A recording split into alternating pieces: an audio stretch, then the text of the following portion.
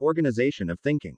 During middle childhood and adolescence, young people can learn and remember more due to improvements in the way they attend to and store information. As people learn more about the world, they develop more categories for concepts and learn more efficient strategies for storing and retrieving information.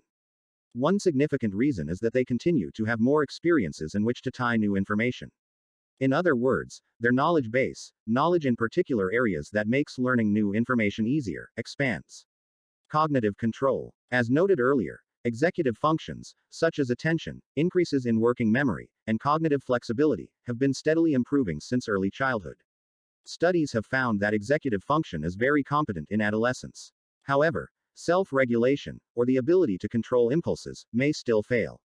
A failure in self-regulation is especially true when there is high stress or high demand on mental functions. While high stress or demand may tax even an adult's self-regulatory abilities, neurological changes in the adolescent brain may make teens particularly prone to more risky decision-making under these conditions. Inductive and deductive reasoning. Inductive reasoning emerges in childhood and is a type of reasoning that is sometimes characterized as bottom-up processing, in which specific observations, or specific comments from those in authority, may be used to draw general conclusions. However, in inductive reasoning, the veracity of the information that created the general conclusion does not guarantee the accuracy of that conclusion. For instance, a child who has only observed thunder on summer days may conclude that it only thunders in the summer. In contrast, deductive reasoning, sometimes called top-down processing, emerges in adolescence. This type of reasoning starts with some overarching principle and, based on this, propose specific conclusions. Deductive reasoning guarantees an accurate conclusion if the premises in which it is based are accurate.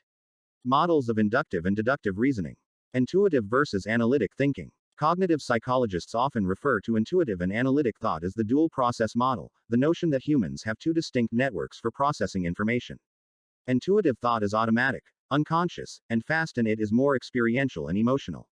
In contrast, analytic thought is deliberate, conscious, and rational.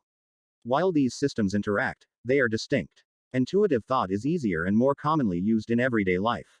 It is also more commonly used by children and teens than by adults. The quickness of adolescent thought, along with the maturation of the limbic system, may make teens more prone to emotional, intuitive thinking than adults. Critical thinking. Critical thinking, or a detailed examination of beliefs, courses of action, and evidence, involves teaching children how to think. The purpose of critical thinking is to evaluate information in ways that help us make informed decisions. Critical thinking involves better understanding of problem through gathering, evaluating, and selecting information, and also by considering many possible solutions. Ennis, 1987, identified several skills useful in critical thinking. These include analyzing arguments, clarifying information, judging the credibility of a source, making value judgments, and deciding on an action. Metacognition is essential to critical thinking because it allows us to reflect on the information as we make decisions.